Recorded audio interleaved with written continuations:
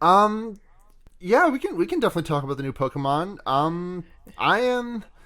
I like all of them. They're great little guys. I have no desire to play a new Pokemon at this point in time. I mean, like I'm experiencing like I've said, I'm just gonna be candid about this. I think I'm like extremely depressed right now. Like my anhedonia is like worse than it's ever been. Like I bought Pokemon Legends Arceus and I played it for like 4 hours. I was like, oh, this is a great time, and I've like that game's been out for like 3 or 4 weeks now, and I haven't really touched it at all. Um, but like even that aside, like I have no want to like do new Pokemon right now. Yeah, I like actually haven't played any of the Switch Pokemon games. My last one was Ultra Sun or Moon. I can't remember which. Mm-hmm. But so I kind of like missed out on a whole generation, I guess. But You didn't miss two. I'm trying to think. Trying to think. I Like mean, I'm Sword and Shield was not like bad. I'm not like I don't think that was a bad game. It just like was like a like that game made me go like that sure was a Pokemon game. yeah, Like I'm like not too bummed about missing Sword Shield and the you missed out Diamond. on Araquanid. You missed out on that. No, Araquanid was Oh, that was was Sun Araquanid Moon, I Gen think. 7? Yeah, you're right. You're right. Yeah, Shit. What did you miss out on Gen 8? Um, Appleton. You missed out on Appleton. I did miss out on Appleton. I hope Appleton's in is in Gen 9, so I'm probably gonna and I hope I can end up playing those. I fucking love Appleton. Appleton's such a friend. I named My like I named mine Tree Trunks, like the Adventure Time elephant. Oh, that's great. My Yeah. one complaint with Appleton is I don't get why it's like shell is a gradient because like pies are not gradients. I need to hold on. I need to look at this because I've never thought about this before, and I need to. Oh wow, it is a gradient, huh? Yeah, it's like it like doesn't make sense. Like why would it not just be like the crust on top of a pie? It should be Well, sticking that's out. fine. That's fine. I guess this happened organically. God, what a perfect Pokemon. I get it is. Anything It's that is quadrupedal, any Pokemon that is quadrupedal with a huge thing on its back is nothing but respect for this. Like this is Appleton, this is Dreadnought, Torkoal, obviously. Um, yeah. so many And Pokemon. I love a good dragon type. I love a good like friendly dragon type. Yeah, Gen 8 had two. You missed out on the other good Dragon type in Gen 8, Dragapult. I did. Oh, well. Hopefully there will be good dragons in Gen 9. Eating cereal and saying with full confidence they will never make a good dragon in Generation 9. Yeah, I mean they. They will never make another dragon pseudo like we've had for the last 5 fucking. I just game. I'm so tired. I want a non-dragon legendary so bad. We haven't had one or a non-dragon pseudo in so we haven't had one since Metagross.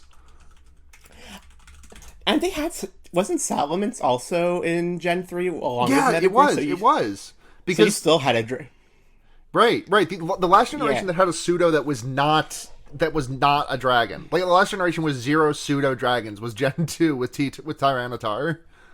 Here's the thing though, I like dragons. I like So dragons too. I just like, god damn, let someone else have a piece of the fucking pie. Rock having a pseudo fucking rules because Rock is kind of a shit type.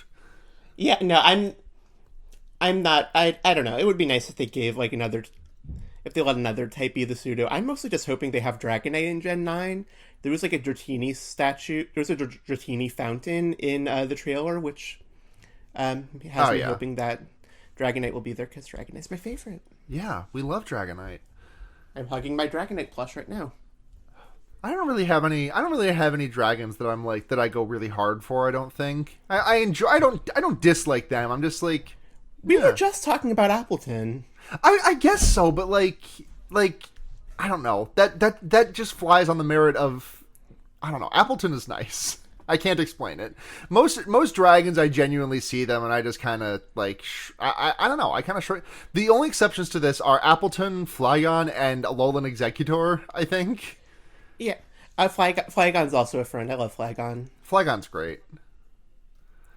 Yeah. But like, Oh, Dragalge is like, nice. yeah. What about Dragonite? Dragonite's like just like a Dragonite's fun... fine. I've got nothing against Dragonite. I just it's nice. It's friend shaped. It's like Moomin shaped. It is Moomin shaped is the thing. God. I really just start. Well, I just thinking about one of my favorite things about Pokemon, which is the fact that Goodra, one of the other pseudos, Goodra, gets Power Whip, which I can only imagine, like, any Pokemon that is like bottom heavy like that gets Power Whip, and, like, to be clear, when I say bottom heavy, I'm also referring to guys like not Pumpkaboo, Gorgeist. Or Gorgeist, I'm not sure how you would pronounce it. But, like, I just imagine that the only way you can use that is, like, the trainer grabbing the Pokemon by the top half and, like, swinging their fat ass at the other Pokemon. Goodra has a tail. Maybe it's like a tail whip situation. That's probably the intention. I just think, like, anytime a Pokemon uses Power Whip, I'm just thinking about the trainer grabbing them and like I think Centiskorch learns Power Whip, and I just imagine that every time.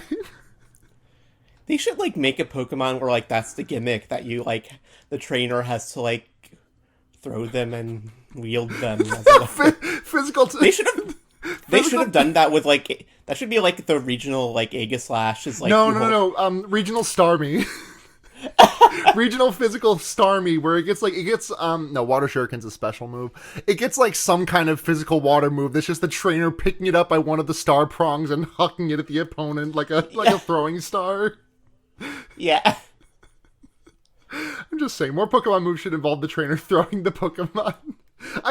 Listen, the fastball special is a classic comic move. Why can we not bring it to Pokemon? Starmie is like 3 feet tall. You are not going to get a lot of like momentum on it. I mean, like, if you gotta like spin it around like a hammer toss in the Olympics. Gorgeist, though, you can just fucking grab that thing and slam someone with it. Yeah. Well, hold on. How big is Gorgeist? I know Gorgeist has like 18 different... Starmie weighs 176 pounds. What the fuck? It's fucking big. Regular size Gorgeist weighs 27 pounds. Yeah, I could hit someone with a Gorgeist. That's a lot more doable, yeah. Yeah. 2'11". Yeah, it's manageable. Yeah. God, fucking love Gorgeist. Anyways, episode.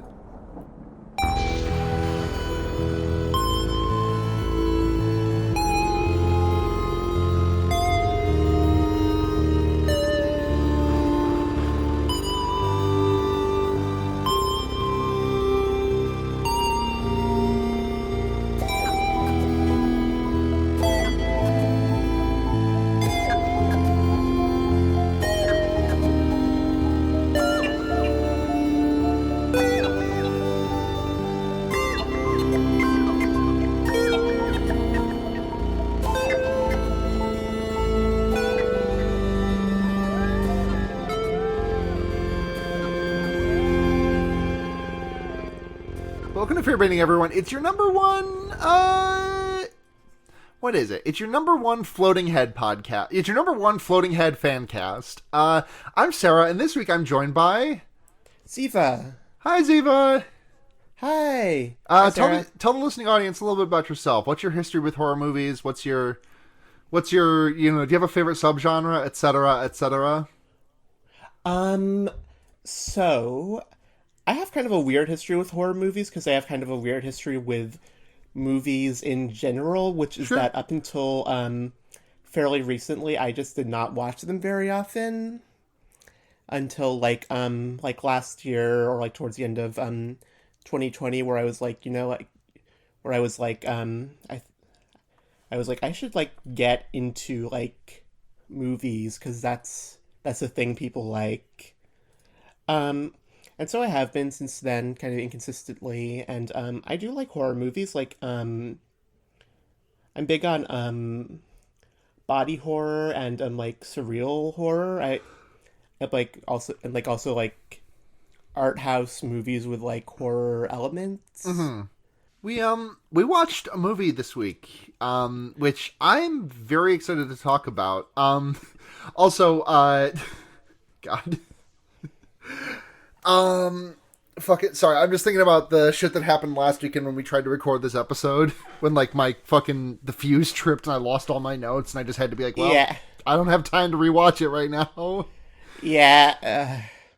Anyways, the movie that we watched this week is Mystics in Bali. It was an Indonesian horror movie from the 80s, which A, ruled, and B, had a really interesting English dub on it. So, like, what's the story on the dub here? Do you know anything about what... I don't know the story on the dub at all.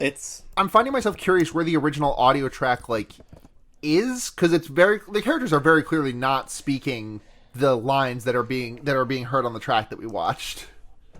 I have to assume that like there was like in Indonesian like original, except I'm not even sure because like the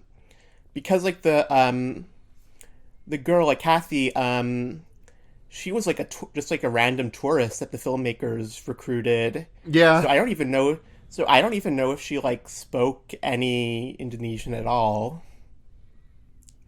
So there might actually like it might just be that like the actors like spoke their original language, but there's no non-dub. Yeah, that so can't be right. it was just like Mahendra speaking. That doesn't sound right. Yeah, that doesn't sound right. Actually, that's not right. Maybe there's like the Indonesian version where like Kathy is speaking Indonesian probably, but like. I think no matter what, at least one character is being dubbed in any version, I guess. Yeah, I'm just looking at the Wikipedia right now. For any notes on this that I could find. Like I remember trying to look at this earlier, but I didn't write anything down. The film was not widely released on VHS, being distributed only to Indonesian and Japanese markets. Yet it has achieved a minor cult status among horror fans. The film was released on DVD in 2003 by the label Mondo Macabro, though this version has since gone out of print. In October 2007, Mondo Macabro re-released the film with a new high-definition transfer of the film's original negative. Like, that's all that they have about, like, the dub or anything. So, yeah, I'm just... Yeah. The dub is, like... Every character except one is giving the most stilted, underacting performance imaginable.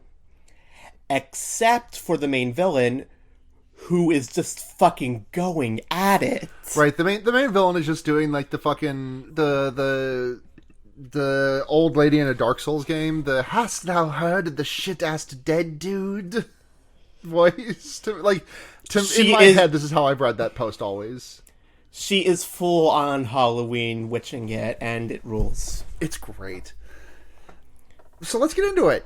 This movie felt very hard to take notes on in a way that I was having a hard time like expressing. It's like so much of this movie threatened to just completely slide off my brain if I did not immediately write it down.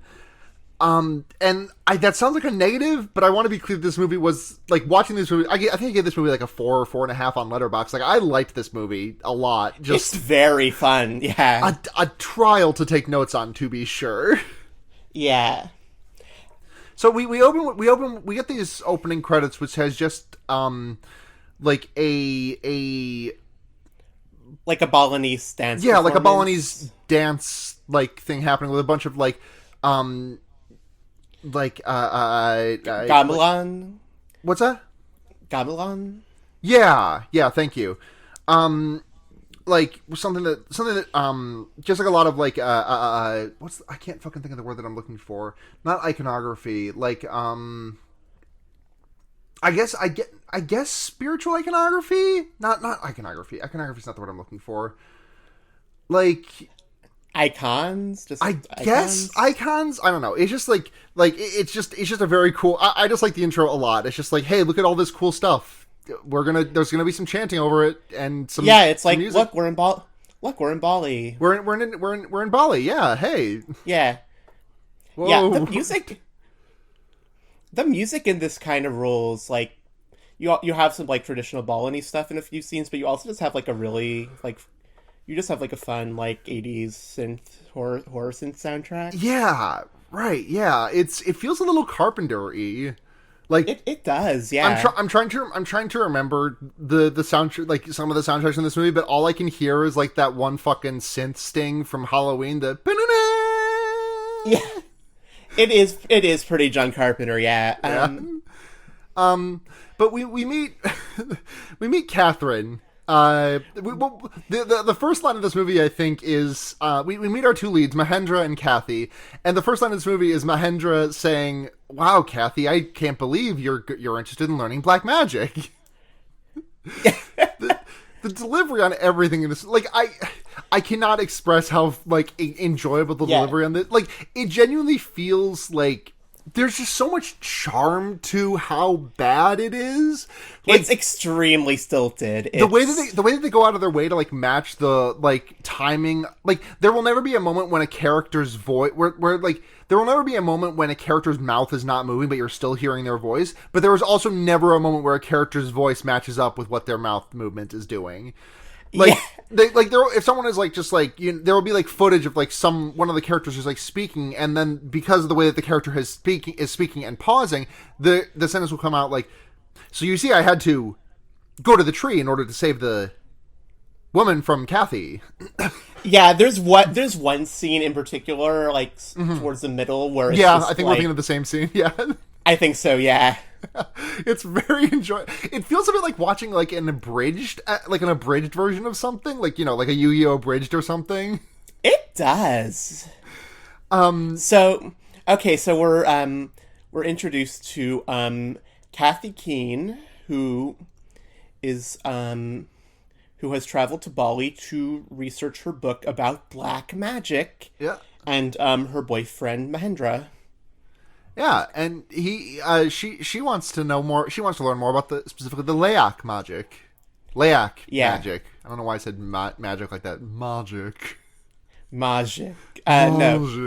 Magic the Gathering. Yeah. Mahendra calls it primitive yet dangerous. Which, well, yeah. I mean, dangerous. I'll give them. Yeah, they watch a Balinese ceremony later that night, which is just like, it just feels like a 2-minute it just feels like 2 minutes of the creators being like, "Hey, here's some stuff from our culture." I mean, that's what a lot of this movie is, to be sure, but like, yeah, this just felt like uninterrupted 2 minutes of like, here's some culture stuff. Yeah, it actually might be slightly more complicated than that, although like, I am not knowledgeable to talk about it because so most of Indonesia is majority Muslim, but Bali is, I think, like the main or the biggest island where that's majority Hindu, and I'm pretty sure that this movie was made by Muslim filmmakers, so there is probably a bit of exoticization going on, but again, like, I'm just some white American who doesn't know shit, so I'm probably not super qualified to talk about it. I was seeing something on the Wikipedia about how they like didn't film this on.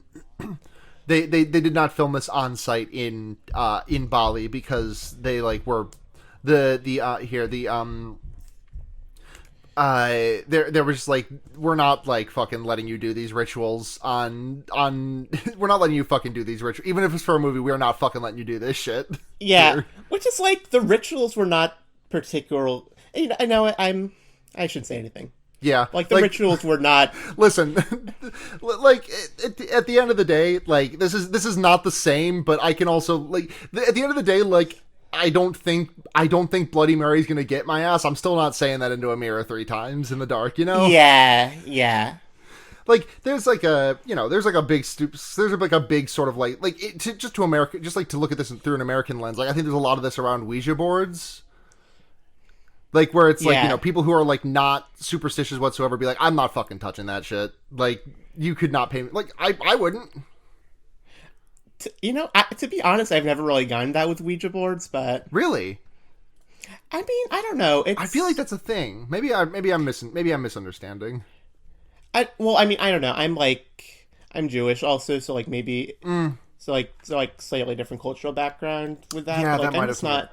Yeah, But like, also, I'm just like, Ouija boards are owned by like Mattel or something. It's like, like I'm not.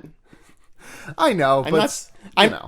I'm not going to be scared of like an occult thing if it's like owned by like the company that makes Scrabble. I might be a little scared of an occult thing if it's made by the company. If it's made by the company that made Scrabble. Yeah. I'm not above saying that. Okay. But Yeah. anyways, yeah, just like 2 minutes of like, hey, here's a festival, enjoy. Yeah. And I did enjoy. It was cool. Yeah. Me too. I Also, something I want to point out is that it's established that Kathy has previously traveled to Africa and learned voodoo. Mm-hmm. This never comes up. No, it doesn't. Yeah. Kathy, Like, from what we are told about her in these opening like 5 to 10 minutes, Kathy is like one of the world's foremost scholars on like black magic. Like that's the term like the film keeps using, like black magic. Yeah. Which is a wide umbrella. And she does not act like it at all. No, she doesn't. She's just like, oh, I guess I will. Wait, how does Mahendra set Kathy up? So what happens with I know exactly what happens, but there's a couple of things I want to like go through in this because so on the way home from the ceremony, Mahendra and Kathy have a little kissy as they go their separate ways, and there's a creepy woman watching them from the bushes. Right, white woman spotted. Right. We then the next day they like go to a forest, a scary forest. Right, there's like a scary forest with like skulls everywhere, and I think it's supposed to be a graveyard. Yeah, I think so. But they're just like they're just chilling in this graveyard, and just like we see them like leaning over a bridge, and they start to have a conversation, and then like 5 words into the conversation, the camera starts like clunkily panning towards the like downwards and to the left, but it's not moving in a diagonal direction. It's like going down and then going left and then going down and then going left. And like this is one of the things that I absolutely love about this movie is that like I love to see shit made on a shoestring budget. Like, yeah, when things are made at this price, like I fucking love it. There's this I think I was telling you about this, but in one of my world, I took a world like a cinema worldwide or something class in my senior year of college, and one of the movies that we watched was this Nollywood movie, a Nigerian one called Usofia in London, and it was just like you could very clearly tell that they had made that like I don't know any hard numbers, but like I would have very easily believed that they spent less, like they spent like 4 digits on that movie, if that. Like, yeah. And there's so much charm to it, just like the desire to make something, and like, yeah, it might look like just like I don't know, getting something done is just impressive. Yeah. I don't know. I didn't word that quite right. I don't know. I get it. Yeah, and the quote unquote cheap effects in this movie look really great too. I love the effects in this movie. It's like I also said as much in my Letterboxd review, but like Marvel spends $80 bajillion a year of Angelina Jolie spinning in a desert that tries to make me feel a fraction of the emotion that I felt when this woman's head came off of her body with all of her organs attached. Right, and it looked like shit. Yeah. And I loved it, and and it looked awful, and it looked great. It's so good. I mean, honestly, some of the other effects, I'm like honestly, like just do look really good, like to a certain point. Like, we'll get to it, but like some of the, like when they're transforming into pigs, it is like generally really like gnarly up until the point where they go from being like fucked up pig people to like cut to actual pigs. Right. The fucked up pig people was just really funny to me. It was, yeah. Looked like some meaty fursuit. Like it looked like okay. What it looked like specifically is that imagine. Do you remember the Nickelodeon TV series Mr. Meaty? I have no idea what you're talking about. I have never heard of that. I'm just gonna send you an image.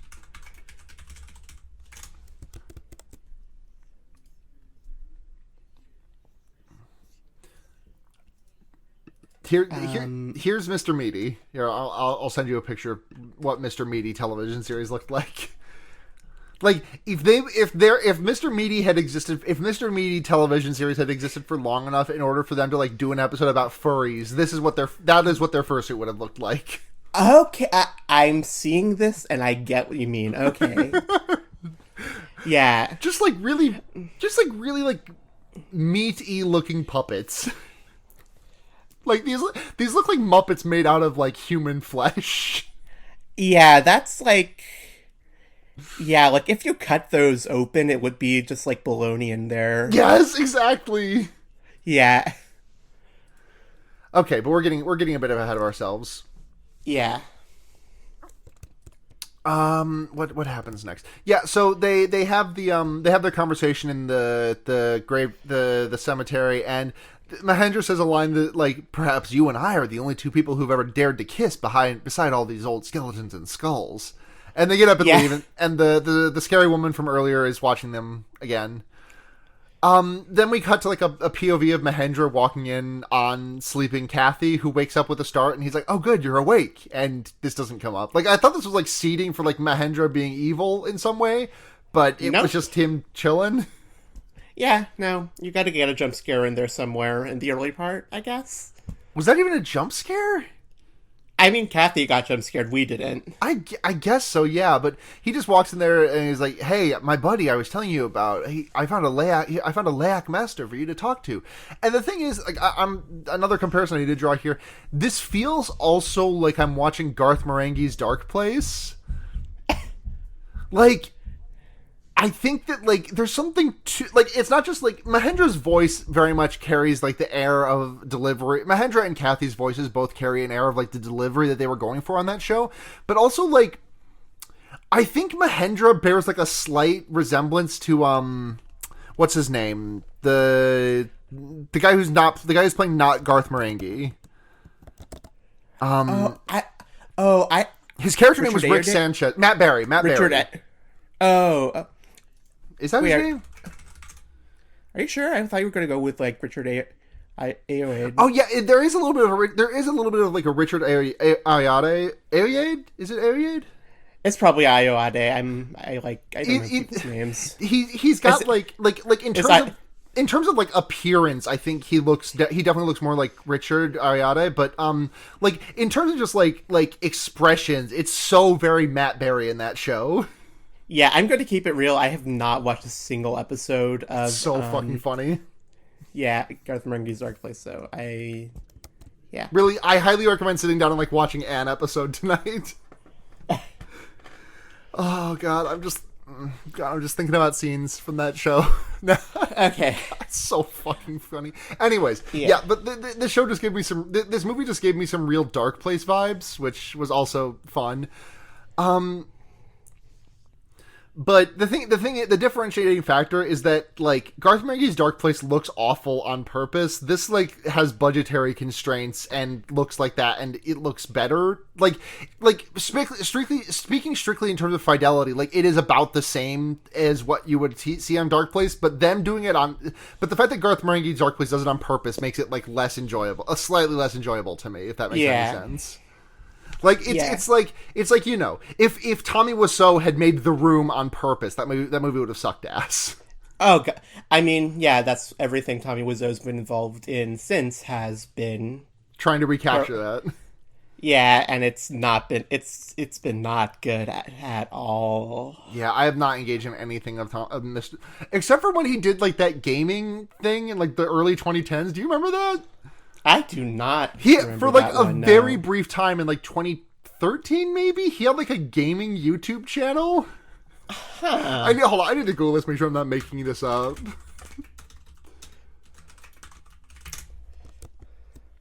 Yeah, the Tommy Weiss show. Okay. From 2011. Yep. We're more than like half an hour in. We've got to focus. Sorry, I just need to. Sorry, hold on. We need to take an 11-minute and 22-second pause here so we can watch the Tommy Weiss Show episode 9, Dark Souls. It's so weird. Like these episodes apparently all got re-uploaded to YouTube in like January of 2019, and weird. it's like there's like a YouTube video from like 2020 that's like Tommy Wiseau has a gaming show and it's wild. Like, fucking do your research. He had a gaming show 10 years ago. Come on, do better. YouTube channel. Call me Kevin. Okay, we're too far off track. Sorry. We are way off track. It's fine. Wait. You said he did. You said he did Dark Souls. He did a Dark Souls video. Yes. In Tommy Wiseau of The Room fame, in his episode on Dark Souls, in his episode of the Tommy Y Show. In this episode of the Tommy Y Show, did you think he said, "Oh hi, Dark Souls"? You know, he probably did. I feel like in the first episode that I watched, in the first episode of, like, I think Mortal Kombat, I feel like he, like, literally just opened the show, like, "Oh, hi." Just, you know, playing a man who is doing his best to make a career out of playing the hits. Yeah, that's and by sad, honestly. And by the hits, I mean, like, a dozen or so lines from a very enjoyably bad movie.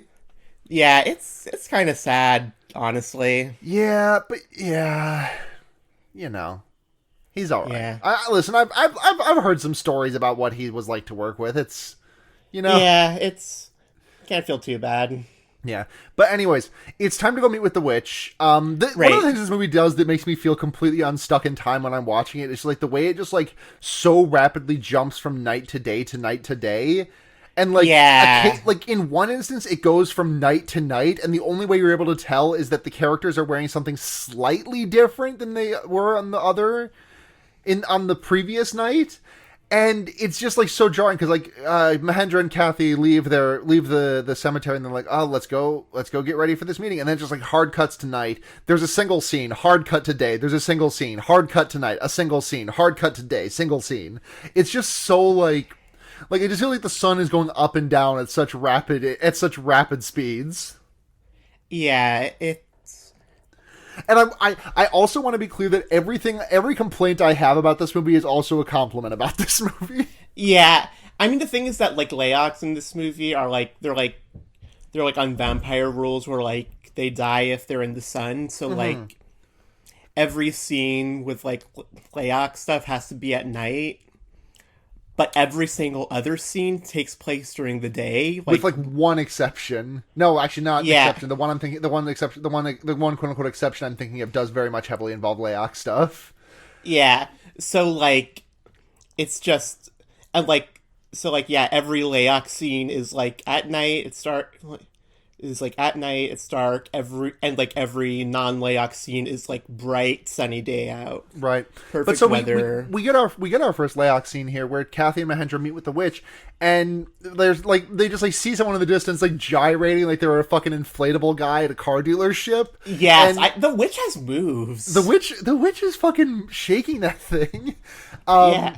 Mahendra also recognizes the cackles of the witch, which is the trademark of the Leoc witches, and the witches can kill. Which, you know, it very much is her trademark. She laughs like fucking Grunty from... Yeah, it's like...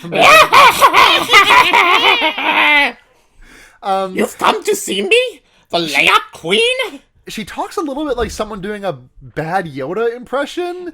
There is definitely like a Yoda quality. Like I feel like she could I feel like if you just like if you just like take any of this witch's lines and just add a in front of it, like that's you just got Yoda vibes. She does do the she does hit the sometimes too. If you took her like lines and like just like spliced them to be like out of order. Yeah. Yeah, like... So she's like, you come to see me? The Leia Queen? Yes, she's so good. Yeah. And like, she is just fucking... It's like... I said this earlier, but like, it's...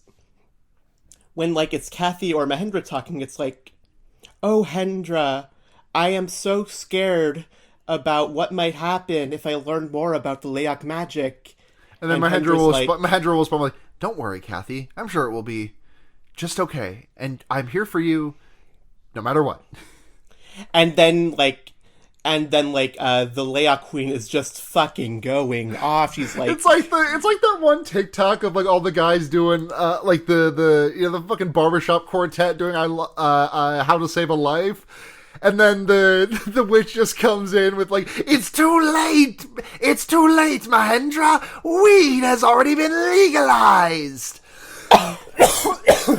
Fuck, that hurt my throat. Oh my god. Oh, fuck, that hurt. oh no. But like, it's such a treat every time she's on screen.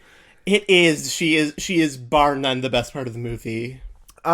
Before they say that she's like she asks where Kathy is from, and Kathy's like, I'm from the USA, and the witch doesn't know where the USA is, which good shout out. Anytime someone I was gonna say I wish I didn't know where the USA was. Anytime someone doesn't know a thing that I consider common knowledge about the US, I'm just like, hell yeah. Fuck yeah. God, one of my grandest joys in life is watching my Canadian friends attempt to draw a map of the United States, because I want to be clear that I'm not like, oh my god, they don't even know where North Dakota is. It's more of a, oh, you don't know what North Dakota is. I wish that were me. Yeah, you are so unburdened by the knowledge of North Dakota. Where states are. And I mean, like, obviously, I couldn't fucking draw. I could not draw you a map of like 3 provinces in the right area for Canada. Obviously. Oh yeah, but yeah. Speaking of the USA, she does know that Americans shake their hands like this, and she like extends a hand and is like, "Come here, Kathy, shake my hand." But as soon as Kathy shakes her hand, the hand comes off and then starts crawling away, and then like, yeah, it's so good. Like, just flies off screen. She's like, and she's like cackling while this happens. She's like, right. I gave you the spicy hand. Oh, Hendra, I can't believe that witch gave me the old spicy hand. Yeah, she has like, they like look at her face and it's like all fucked up. Like, yeah, her face looks fucked up in a really cool way. Yeah, and like she has like giant gross fingernails. And like for some reason Mahendra asks like, how do we know tomorrow it will be you and not someone posing as you, which is a wild question to ask like a witch in the woods who sounds like that. But God. So we cut to the next night. This is one of the, like, and this is what I was talking about a couple minutes ago, where I was talking about how it like goes from night to night with not enough. Like, the thing is that like on the first night, Kathy is wearing like a white top and yellow skirt, and then on the second night, Kathy is wearing like a yellow top and an off-white skirt, and I was just like, wait, did she change clothes, or is she just wearing? I had to like genuinely rewind, because Mahendra's clothing is like completely interchangeable for this entire movie. Like his like, not to say that his wardrobe is bad or anything. It's just like he's. Yeah, but so yeah, it's the next night, and the witch is like, "Oh, I'm suspicious. Did you bring the blood that I needed?" And okay, but first most important thing, the witch is off screen. Yes. For this whole scene. Yes. And all we see of her is her enormous fucking prehensile tongue. Yes, she's got. It's like a fucking tapir dick. It's like unreal. It's so good. Like it's wild. It's just like this like Twizzler coming at them out of the night. Yeah, it's what I had something written down of like what this like I don't even know. This tongue just looks so silly. I love it. It's great. What's the tongue do? She uses that tongue to slurp up 8 bottles of Kool-Aid that they insist are blood. This shit looks like Danganronpa blood. How are they supposed to have gotten like that much blood in like one day? Right? Like, is it animal blood? Is it like I guess? Did they rob a blood bank? Like, what could it be besides animal blood? Yeah. And, like, the witch is like, delicious, this is good blood. Delicious, great blood. I'm leaving a 5-star Yelp review, Hendra. "Oh, this world makes great blood. Current 93 song."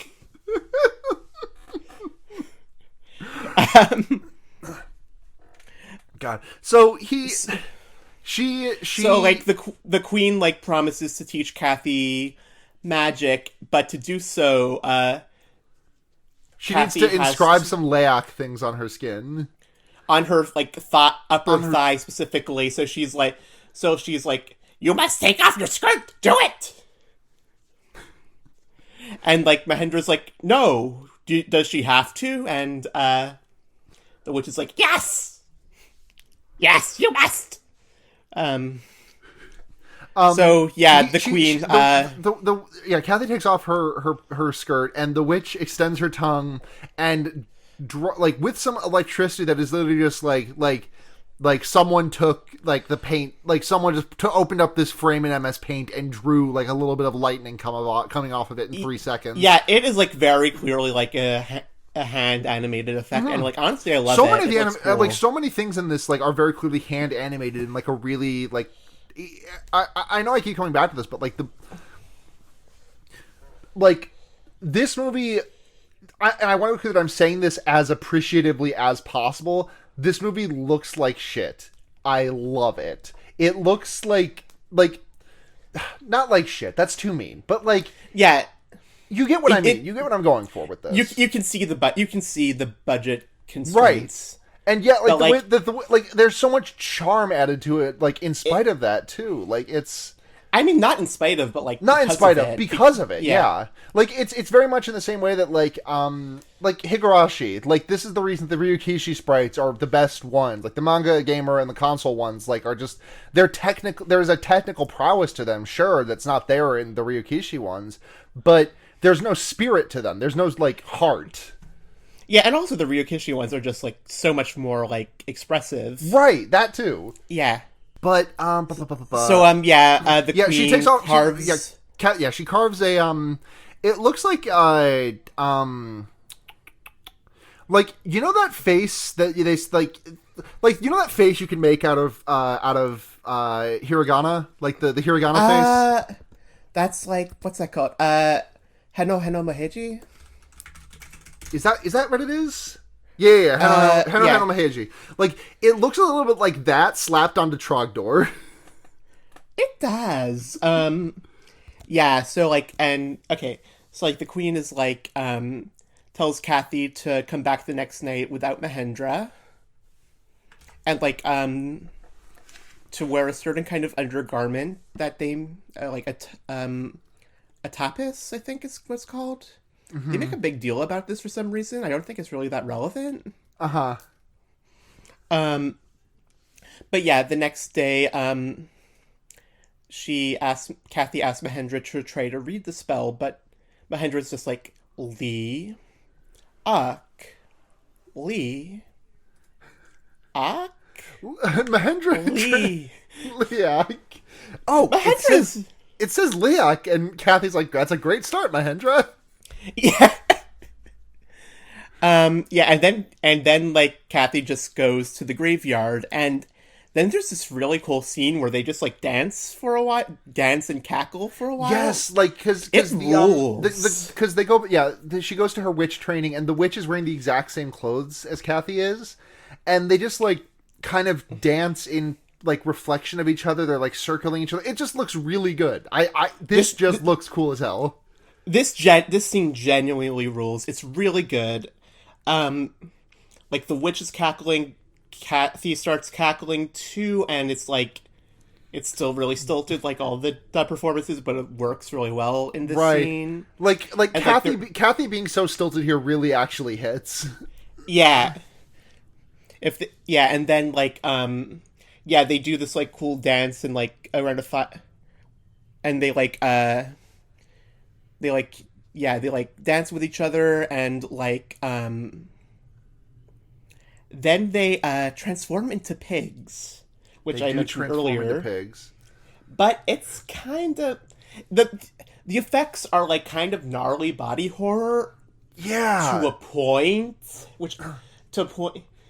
a point, like it starts out like as like kind of like cool practical effects body horror, but then they try to make it look as if they have actually turned into pigs, and like the pigs are like, first off, they're like extremely normal looking pink pigs. Right, they did these pigs.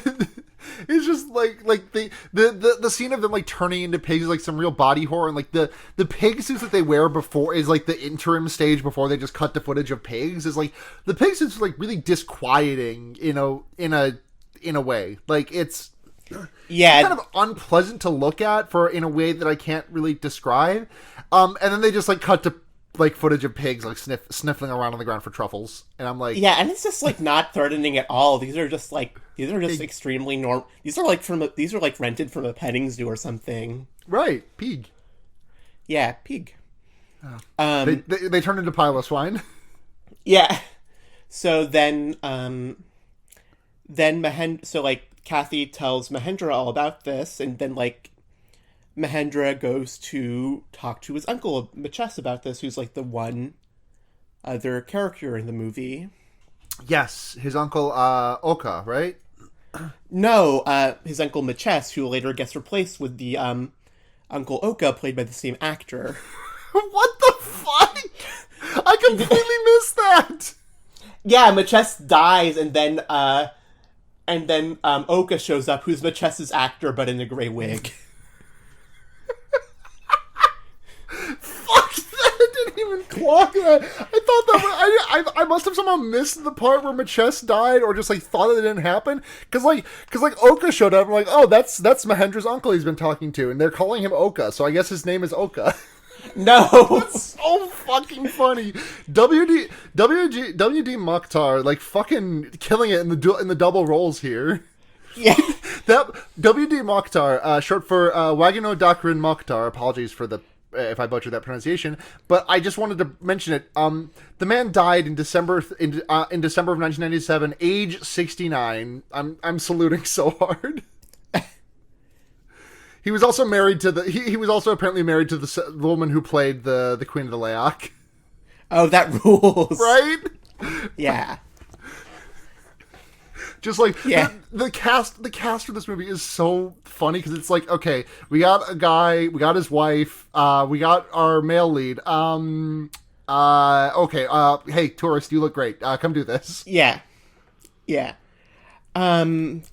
Okay. Mahendra talks to Maches about Kathy becoming a Leyak, and the uncle is like, oh, okay, here's how to defeat Leyaks, because he knows this for... It's not really... It's not exactly explained. It's like... There's like some kind of family history with Leyaks, but it's like not really elaborated on that much. Yeah. But like the uncle is just very straightforward, like, yes, Leyaks can be defeated very easily. You just need to know these mantras. Yeah, he says, of course there was a spell. If there wasn't, the world would have been taken over by the Leyak. The spell is pretty easy. Just gotta say some holy words. And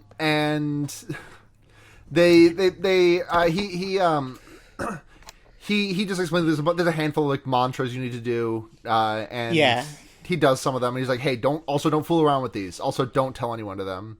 They were stolen from these mantras were stolen from the house of the great Leyak master. Which is that the same as the Leyak Queen? Do we know? I don't know. I would guess maybe, but like I don't know. Like I really don't know. A lot of lore, a lot of unexplained lore on this one. I need Vati Vidya to get in here. Yeah. But yeah, also his uncle hands him a dagger that will quote unquote increase his power. Yeah, there's a few scenes where they just like talk about like power very abstractly, like the Leia Queen needs to increase her power, and it's like just okay. Can you be a bit more specific, please? It's Kathy and Mahendra talk about what Kathy's powers like mean. Kathy also destroyed a fire the other night, during her training, which apparently means that she ended someone's life. And Kathy's like, "Oh fuck, I did a murder. This is getting bad pretty fast." And Mahendra's just like, "It's fine." Yeah, you want me to call a doctor? She like starts having a tummy about it, and Mahendra's like, you want me to call a doctor? And she says, no, I'm good. She's like specifically says that like only the Leia Queen can like cure this. Yeah. Later that night, Kathy is with the witch doing her training, and the witch starts cackling, and Kathy like really starts to feel it. And this is when Kathy's head comes off of her body, and all of her entrails come with. Yes. So, okay. So we've been talking about Leox a lot, but we didn't actually mention what a Leoc is, which is like a Southeast Asian mythological figure, which is in Bali it's called a Leoc, and like other places it's called a Penanggalan or Manananggal, I think, or you know other names. Yeah. But what it is, it's a flying head with entrails still attached, trailing after it, who flies around trying to find a pregnant woman in order to suck out her newborn child out the pussy. Yep. Just slip it right out. Yep. And this is the witch explains this is Kathy's punishment, and she must obey the witch at all times. And she directs the witch to fly to Mahendra's house where his family lives. His uncle, not Oka, Maches, right? Maches, maybe Machese, I'm not sure. Yeah, but Mahendra's like there's an extremely pregnant woman in Mahendra's house. I think it's like his sister. I'm not really sure what the relationship. I'm with not this even woman is sure. to her. I Like, was this not even entire sure if they were family, aside from Maches, like this entire family that lives in this house just like showed up randomly one day. Like this is the first time we've seen them. Yeah, like I was like honestly not even sure they were related at all. Like, yeah, it's they're just. But they needed a pregnant woman in there somewhere. And so we get like a POV shot of from the pregnant, like the pregnant woman's like laying on her back with her knees up, like she's not going into labor, but like she's posed up like she would be if she was. And like the head just flies into the room and inserts itself in between her legs, and we get like a POV shot of the head munching between this woman's legs as her stomach like deflates. And I mean, oh God, was her stomach deflating? I did not notice that. I'm pretty sure it was like just like a little, like it looked like it just looked like a balloon air was being let out of, and like if like honest, like if you looked at this woman's like quote unquote pregnant stomach in other shots, like that's more or less what it looked like. This is the least realistic looking pregnancy I've possibly ever seen in a movie. Yeah, like the thing is that like okay, so like what the Leoc is supposed to be what Kathy as the Leoc is supposed to be doing is like eating a fetus straight out the womb, which not pretty gross, but there's no blood. There's no blood. There's no like the sound effects don't sound. There is one sound effect, which is like it sounds like someone like chewing or crinkling tinfoil while this is happening. Yeah, like not an inherently it awful looks like sound. It looks like she is getting head. It just looks like she is getting head. It really looks like Kathy Head is giving Rose. This woman's name is Rose. It really looks like Kathy Head is giving Rose the Lord's kiss. Like it, I cannot stress enough just like how this movie is. I retweeted a GIF of it a couple of days ago on my Twitter. If you want to see that, yeah, it is wild. This movie is... It's gay, but, like, kind of incidentally, like the Queen of Leoc writes, like, a spell on Kathy's upper thigh with her tongue, but it's, like, not sexualized at all. Yeah.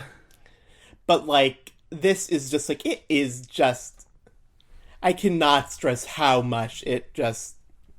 looks like eating pussy. It's really something. It just looks like that. But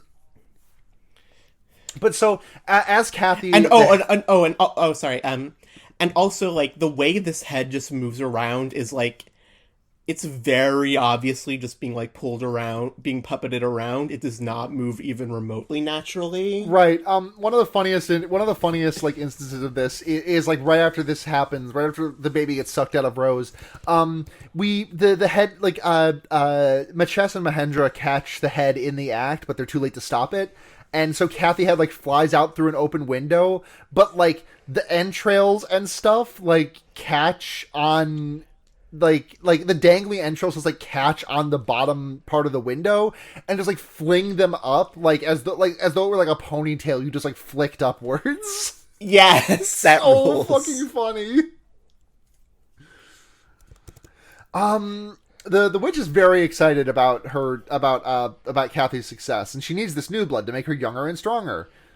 Yeah. Then we cut to the next day. Kathy's all back together now. Her illness is cured. Then it's like cut to night again, I think. Yeah, because Kathy is now like doing the straight edge pose with another woman in the woods, and it's definitively not the witch, and this looks kind of like the I think this is the woman who was like stalking Kathy and Mahendra. No, wait. I thought it was the witch because like the witch. No, it is the witch. But I'm just talking like in terms of appearance, like what we have seen of the witch. This is very much not her. This is revealed later to be like it's like a Genkai from Yu Yu Hakusho type thing. You know, she's got she can appear younger at times when she needs to. I think it's because she's like getting more power from the stuff with Kathy. Because like we did also see her like as a young witch like in a couple like in those scenes where like she's stalking Kathy and Mahendra. That's not the witch. That's not the witch. Mahendra's ex. Oh, okay. That's Mahendra's ex who's just following them around. Okay, and then right, that's the one who dies near the end of the movie, right? Yeah, I don't know. I do not know why she's in there. Right. But yeah, I'm pretty sure that's Mahendra's ex and not the witch. But so this is it does not look like the witch. It turns out this is actually the witch, just, like I said, like Genkai from Yu Yu Hakusho. Yeah, in like the first scene that she shows up, she does say something about how like her appearance will be different each time. Yeah.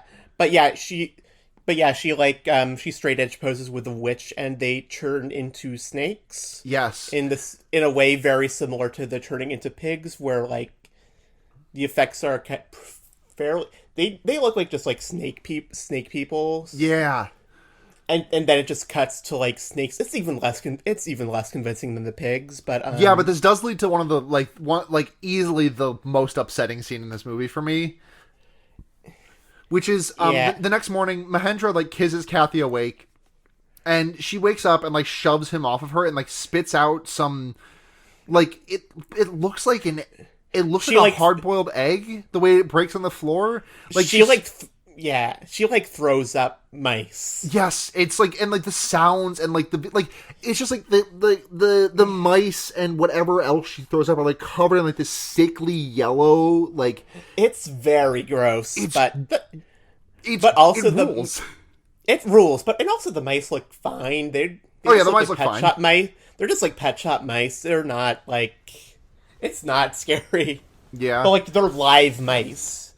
And, which you don't want to throw up, I think. That's a bad sign. But, Mahendra's just it's probably food poisoning.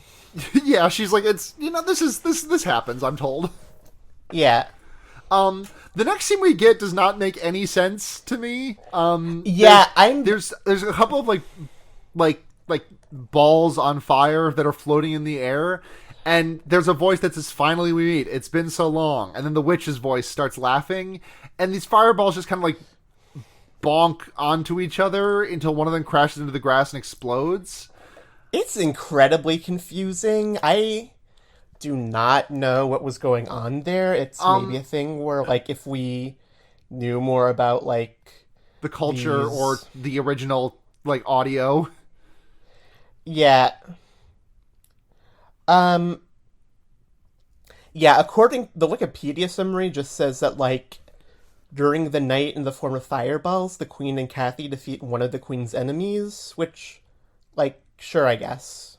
Yeah, okay, that's... Yeah, one of the fireballs gets knocked into the river, and there's this really great, hand-drawn explosion. It just, for a brief moment, it looks like a, this is a weird way to describe it, but, it looks like if a Keith Haring drawing, exploded. Yeah, it's cool. It looks great. I love it. In my notes, I wrote down, was that Leok sex? I don't think there was one of my notes does have moaning in it, so I think there was definitely you were definitely like on the right track. I think. Yeah. But either way, the queen wins and she demorphs from the fireball. The one that got Yeah, knocked into the fireball that got knocked into the river is like a whole ass corpse now. Yeah, and then I think the like woman who was Mahendra's ex who was like stalking them sees like Kathy's head flying around before anything Yeah, happens. And like she tells Machess, who like tells a bunch of old people about who tells about the old people about like the situation. yeah, And he's like, and then it's like, well, I'm off to meditate. yeah. Mahendra has to like go on a boat for 2 days, right? Yeah, Mahendra's literally just like, I have some business on the other island. Yep. Bye. We get like a funeral procession of. I'm guessing this is like a funeral procession of whoever the layout queen killed the night prior. I guess it's very confusing. They don't really explain it, but like I can't think of Yeah. a reason they would show this to us. If it Machess, wasn't. Machess is like, black magic is a poison in our society, Yes. which is Kathy wakes up from a nap, or I can't tell. I'm pretty sure it was from a nap. It might have been in the morning. I'm not sure, but either way, she thinks her necklace was on too tight, and her neck hurts. The witch cackles from nowhere, and then the head comes off again. yeah, it just happens. Um, the all we see of the scene is Kathy's head like fly out the window, and then the woman who's revealed to be Mahendra's ex, like just shows up at Kathy's house just to do some investigating. And we don't really get much else from that scene because what we get is like the witch screaming and then cutting back to Kathy at home with her head on regular style. And there's some blood on her lips. Yeah, probably bit her lip. It's fine. Yeah, she said, "Well, I guess poison. I'll bit my lips." I have that fucking hot fuzz line read in my head at all times. I know it's I'll kiss thy lips, but you know. Yeah. Mahendra's uncle gets some news. Machess gets some news, and he has to discuss some of the information he's received with the other elders in the village. Yeah. Delayak only wants newborn babies for their blood. Everybody here hates black magic. They want to kill it and pull out the roots, and they need to pray to their lord about it. So much. Yes, they need to pray to God to deliver them from Leok magic. The queen apparently the Leok queen, the witch, only needs to take one more life before she's complete. And we find out that the pretty woman that she saw the other night when she turned into snakes was also the queen, just looking a bit different. Yeah, this part of the movie is hard to follow. It's I think the next thing that happens is like so the Kathy she needs to use Kathy's head one last time for this blood, because then with this last dosage of blood she'll live forever. And the Kathy's head comes off, and then we cut to a guy driving at night with Mahendra in the back seat, and Kathy's head like floats by and stares at the car. And while this is all happening, while this is happening, Machess heads over to Kathy's place and sees what's going on in there, and he just sees like he finds the headless body just like standing there. Yeah. The bodiless head tries to sneak up on him, but she sees him doing a get out of here prayer and has to fly away. All the villagers surround her at this point and like just like hold up like pitchforks and torches and stuff, and she's just like bye and flies away. Yeah, and then they they bury the headless body, right? Well, first what they do is like they put sticks into it, so like stakes in the neck hole that like stick outwards so that the head cannot reattach itself without impaling itself on these sticks. Yeah, which is grody. It's cool, right? Yeah. And Kathy, the Mahendra sees Kathy's headless body and is like, "Oh well, shit. I guess this is happening." Yeah, he does not have a very strong reaction. Yeah, he's like, it's just, oh no. Yeah. The Kathy head tries to go back to the body, but it has to pry the toothpicks out of the neck hole before it can get back in there. Yeah, it tries, and it like tries to do it with its teeth. Yeah, and it can't. It does. It gets one out of there, but it can't get all three. Yeah. And so this is when they bury her. Yeah, because Maches and Mahendra need to pray for 3 nights, or else or else Kathy's head will rise again. And they refer to her as like Satan's prisoner and Satan's executioner, which this is the part where I was like, this feels Christian. This feels a bit Christian. I feel like they sprinkled a bit of Christianity on this dub translation. Yeah. Mahendra's having troubles. He's laying on his bed like sexily about it. Like he looks like he's just posted up for like a cover shoot or something of GQ. Yeah. Mahendra's kind of hot with it. He's kind of nice with it. I will not deny. Yeah. He's visited by Kathy in a dream, and she's dressed up nicely, and she says, "Oh, you got to help me. I love you. Get my body out of my grave, please." And he gives her a hug, but then he pulls away from the hug, and her face is evil and ugly. Oh no! It's so scary. He asks his later that night. His uncle, and 2 other guys who don't matter are like sitting at the gravesite, and he asks about the dream. And around this time, the uncle is like, you two guys go to sleep. Mahendra and I will take the first shift. I will not answer any questions you have about your dream." And these 2 guys like fall asleep on top of one another. Yeah, it's really funny. Just like they're just cuddled up. It just looks like 2 cats that fell asleep on each other. Yeah, they're like little kittens that got tuckered out. Yeah. Mahendra brought the dagger from like an hour ago, and the uncle starts meditating, and then like the camera pulls to a wide shot, and we see him like he floats off the ground, does like 2 complete like 360-degree rotations from like sitting like where he's sitting cross-legged, and then like moves 10 inches to the left, and then returns to the ground. It rules. It's really good. The Kathy head shows up, and the other 2 guys who don't matter, they get scared off and they run for the hills, and they fall down a hill, but like very clearly they're like halfway down the hill, they're very clearly like running out of momentum of actually falling down the hill, and then they very clearly like, bro, we gotta fall down this whole hill, let's just keep throwing ourselves down. Yeah. So those 2 guys fall down a hill, and the witch appears to Mahendra and Maches, and we find out that Maches has fought this queen before, apparently. Yeah. They're squaring off, and he like levitates a tree at her, but she redirects the tree. He does a floating spin. Sorry, my notes is just my 1-line note here is just really getting me. He does a floating spin move. The queen does a jumping ring move. The queen anamorphs into her young, sexy self. Yeah. It's this rules. This whole fight scene is like, it's very cheesy. Like the effects are like very low budget. There's like a lot more of those like there's like a lot more of those like hand drawn, hand animated like lightning effects. But it's just very fun. Yeah. It's also very confusing. So yeah, it's like some point during the fight. The queen raises Kathy's body and the head reattaches. Yes. And also the queen blasts Maches with all of her magic blasts that she can possibly do.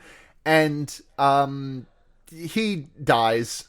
Sad. Yeah, he dies, and he dies because Mahendra is like trying to square up with Kathy with the dagger, and he tries to square up with the queen with his dagger, but then Kathy gets in his way, and the queen is like speaking through her, and Maches is like, Mahendra, do not put that dagger down. But because he has to do this, this leaves an opening for the queen to explode him. Yeah. But now, this is when his but don't worry. Don't worry about Maches being dead, because the cooler Maches. The cooler Maches. Because his brother Oko rolls up. So like, okay, actually, like first the like unknown woman we've seen a few times who's like shows up and like tries to attack the queen and gets killed, and it turns out it's Mahendra's ex. Again, I have no idea why her character was in the movie at all. Right. Well, why is this character here? Did the filmmaker like owe a favor to her actress or something? But yeah, then Mahendra's other uncle, Oka, who is also played by W.D. Mokhtar, same as Machess, just a different wig, shows up, and he is, he's the cooler Machess. Yeah, he's the cooler Machess. He's got a sword instead of like levitating 10 feet to the left. Yeah. So then they like do this cool battle thing, and the queen tries to turn into a pig again, which but she only gets halfway there, and we see the huge knockers on the pig suit in better lighting. Just gigantic floppy boobs. Just massive meat, just massive fun bags on this pig. Yeah, it's grody. It's He does a spin. He does a spin move to dodge her big blast. This is all just basically buying time for the sun to come up, which kills the queen and also Kathy. So I think Oka stabs her in the pig form, and then she becomes like a cool but like it doesn't kill her. She turns into like a cool like masked figure who I think is like I think that's like a Rangda mask from like Balinese dance. And they like do a fucking shonen energy beam fight at each other. Yeah, it's great. It rules. Like, yeah. And like it like makes a big explosion, and then like the queen and Kathy get killed when the sun comes up, and that's it. That's a movie. The movie just ends. Yeah. It's like The Fly, it just ends. God, I need to watch The Fly. I can't believe I've never seen that one. You've never seen it? Oh, we should have done that. Listen, there's a lot of movies I haven't. I've never seen a Texas Chainsaw Massacre, for example. I haven't seen it either, but we should have done The Fly. The Fly is so good. Well, you know what? Scrap the episode. Let's do The Fly. Yeah, let's do The Fly. Next time you come on, we can do The Fly. Yeah, no, So, on the scale of 0 to 5 fat titty pig suits, how many fat titty pig suits are you going to give this movie? Well, there were 2 fat titty pig suits in the movie, but I enjoyed it so much I'm going to give it 5. Oh, yeah. It's just such an enjoyable experience. Like, to rate this movie on like a quality scale would be to do a complete disservice to this movie. Like, yeah, it is. It's a good time. It's on YouTube. Such a fun, watch it. And it's not even it's not even like a thing where it's like, oh my god, you have to see how bad this is. It's like, it's just a really enjoyable time. There are parts of it that are like laughably bad, but like not like bad, like really, really fun bad. I don't know. Yeah, I'm trying to find a way to talk. Like, this movie's 80 minutes long. It's cheesy. It's cheesy. It's campy. It's fun. It's great. Like, I can definitely see why this has become a cult classic. Yeah. We got some questions. So, we got a question from Dookie Disgusting at Blair Kitsch, who sent us a picture of Kathy, no head, just head and entrails. And he says, no familiarity with the film, but this bitch is serving. Thoughts? She just is. Yes. Nevi Sticks at Nickelwolf. What's the funniest haircut Kathy's disembodied head could have?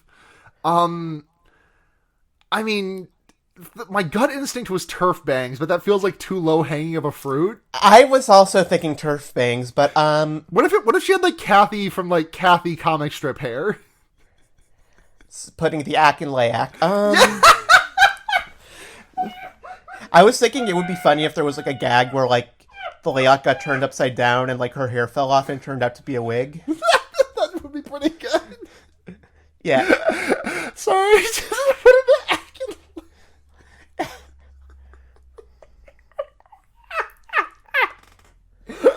Oh my god. Fuck. She could have like a pink undercut or something. Hell yes. Yeah. Last question from Kermit Slut at Orbadiah Aaron. If you had to cast a redub of this movie, what A-list Hollywood actors would you cast in the main roles? The worse fit, the better.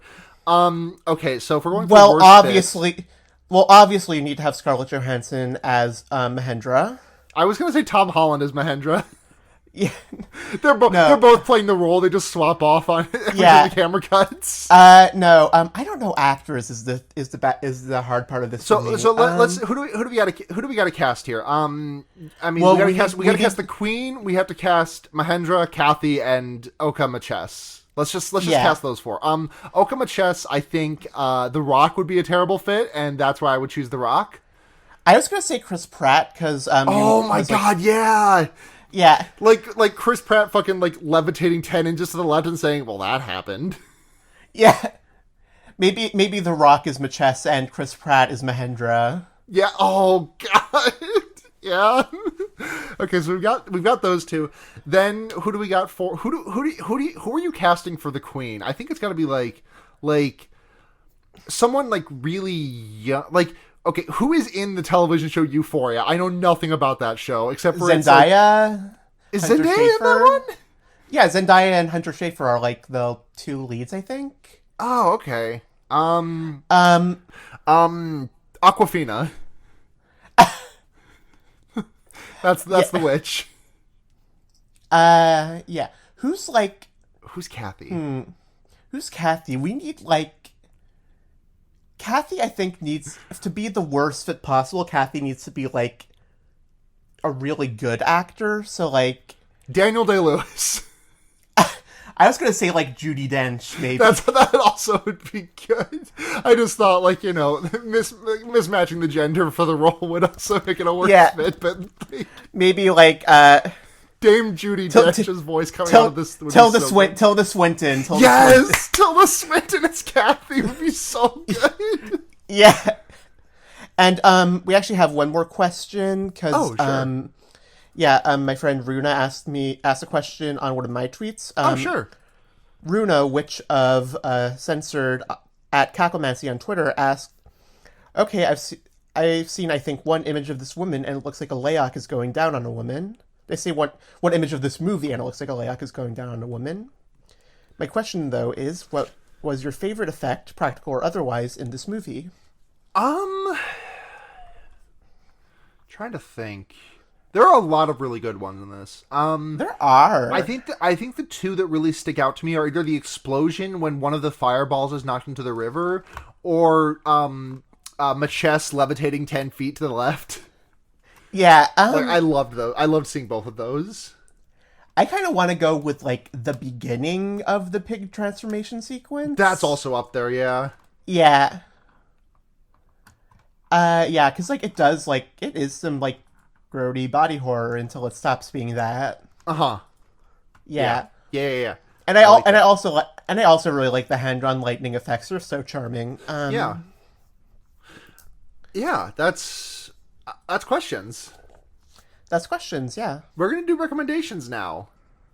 Before we get into recommendations, I just kind of wanted to say that Fearbaiting will be going back on hiatus for a couple of months while I try to finish the semester of school. I've just really got too many plates in the air, and like just keeping this one afloat is like, I love doing this podcast, but it's just with the amount of things I have in the air, any hours that I can claw back for myself in a week are like really important things. And if I can be perfectly frank, I've been like really depressed lately, and I feel like it's been kind of affecting the output of my podcast. Like, and I feel like it's less noticeable on my other shows where I have like a constant co-host or co-hosts, but I'm worried that it's kind of showing through a little bit in this, where I'm not as on my game as I would like to be. And so for, you know, just a lot of reasons have compounded so that I'll be taking the show off the air for a couple of months. And, you know, not forever, obviously. Well, Fearbaiting will return later this year. Just, you know, a lot of things in the air. For the sake of my own preservation, not driving myself insane with this thing that was supposed to be just a fun, you know, this thing that is ostensibly more than any of my other shows, just a fun little project to talk with friends about movies for a while. Yeah, if I can talk about like the thing that like really, I've been having and hawing about this for a little while, but the thing that really pushed me over the edge is that we were supposed to record this episode last week, and my dad was doing some electrical work on the house and tripped a breaker, which controlled my computer, which shut it off without saving any of my notes. And I didn't lose, like, I'd lost maybe like a half hour, 45 minutes worth of notes, but like, that was a half hour, 45 minutes worth of notes that I didn't really have time for it that night, and just like cascaded into me having to move a whole bunch of other shit around. And I just realized that like I am just too tightly packed. And yeah, it's just, you know, I'm rambling a little bit long about this, but you know, I'm very glad that people like to listen to this show, and I'm sorry to have to take the show back off the air so soon after we're back in the new year. But you know, I gotta, you know, take care of myself. But with that all being said, Sorry for the weird lead-in, but Ziva, we're recommendations. Okay, right. Recommendations. I can go first if you need. Sure, yeah. My recommendation this week is going to be Higurashi no Naku Koro ni fucking again, because I've recommended it so many goddamn times, but it's really the only like it's genuinely one of the only things in my life that I'm drawing any sort of joy from right now, and it is also just a really, really, really good story. I'm coming up on like the back quarter of it, and I'm just really excited to see where it goes. If you really put your nose to the grindstone, dear listener, you could probably read all of Higurashi by the time this podcast comes back. You can. I mean, if you have enough free time, you can watch Higurashi. You can finish Higurashi much faster than that. I read it in like 2 weeks, I think. You read all of it in 2 weeks? I did not. I do not have much going. I did not have much going on in my life. Let me take a look at let me take a look at the first time I got an achievement for Higurashi Chapter 1 Onikakushi. I got the first achievement for that, which means I finished the chapter in June of 2020. I'm coming up on 2 years of reading this fucking VN. That is... Listen, I know. No, it's fine. My recommendation is Umineko no Naku Koro ni. Hell yeah. Which is the other main visual novel series, I guess, in the When They Cry series, which is life-changing. It's a bit hard to recommend because there's lots of potentially really upsetting stuff in it, but it is incredible and it will change your life if you read it. And it taught me what love is and what the truth is. I'm excited to get there. The reason that I picked up Higurashi was because I found out that Umineko had I don't even know how big the spoiler was, but it has a spoiler for Higurashi, and I was like, well, I gotta read Higurashi so this doesn't spoil it for me. And so, like, I don't want to make it sound like I've obviously been enjoying Higurashi for its own reasons, but also like the entire this has been a grand design to get me to Umineko. Yeah, and I will say I read Umineko first. I still really enjoyed it. I still really enjoyed Higurashi. And Umineko has significantly less horny anime bullshit in it.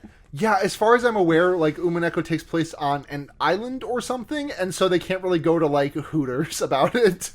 Yeah, I'm not sure why they had to put a Hooters in Higurashi. I have to say, but, yeah, there is, the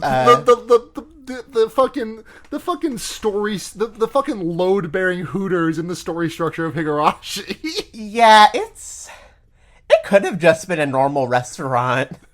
Now, the fact that it's a Hooters is load-bearing. We needed all of those scenes of everyone in the restaurant being horny.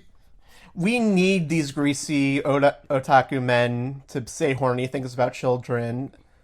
It's so bad. Bad. Like, people are directly horny to the children, to like the 14-year-old. People are like directly horny to the 14-year-old that works at the Hooters in Higurashi. But like, for the sake of my mental, I just have to imagine that every other waitress in there is like 20-something. Yeah, I think she's like more like 16 years old, but that's still not good. Still, yeah, it's still bad.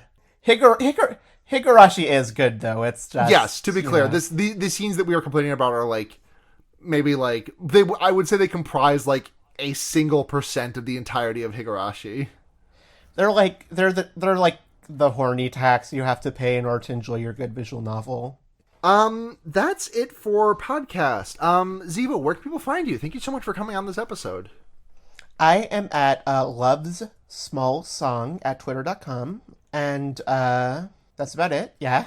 Hell yeah. Yeah. This podcast is at Fearbaiting on Twitter. We are under the Noisepace.xyz banner. Thank you to Matt GameCube for creating and hosting this network. All love to the Podfather. We have a Patreon. I'm not going to plug it because we're going on hiatus. I'm going to pause the Patreon. I should actually do that real quick right now because because in a day and a half it's going to take over to the next month and charge people, and I don't want people to get charged. If you want to find me personally, I'm on Twitter at Sunhatzhenya, SUNHATZHENYA. You can also check out the other podcasts I do, such as The Wonder Years. It's an Animorphs podcast, or Forward ReZero podcast. Wow, Cool Robot. We're watching Iron Blooded Orphans. It's a Gundam podcast. Special Grade Snacks. That movie's coming out soon. Episode about that probably coming soon. Whole bunch of stuff. Like I said, if you're desperate to hear my voice, you're not going to be. You will not have. There will be plenty of avenues for you, dear listener, to hear my voice over the next coming months, even if it is not on this great podcast. But yeah, thank you all so much for understanding and listening to the podcast for all these years. It's really fucking me up to think about the fact that I'm coming up on 6 years of doing this show, and I'm just really grateful to have whatever the listeners that I have. Thanks y'all. Yeah, I believe that's everything. So until next time, I'm Sarah. And I'm Sifa. Thanks for having me. Yeah, and remember, you can put a fucked up head anywhere. Good night, everyone. Bye.